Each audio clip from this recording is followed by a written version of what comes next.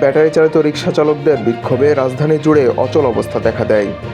আজ সকাল থেকে রাজধানীর আগারগাঁও, কল্যাণপুর, গাবতলী, টেকনিক্যাল, মহাখালী, মোহাম্মদপুর, পল্লবী, ডেমরা ও খিলগাঁও, রামপুরা সহ বিভিন্ন এলাকায় সড়ক অবরোধ করে রেখেছিলেন ব্যাটারি চালিত অটোরিকশা চালকরা।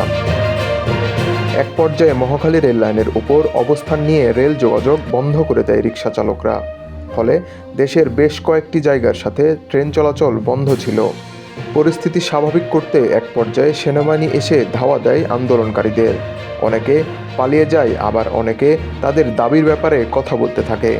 পরবর্তীতে পরিস্থিতি স্বাভাবিক হলে জানা যায় শনিবার পর্যন্ত অটোরিকশা চালকরা আন্দোলন স্থগিত রাখবে।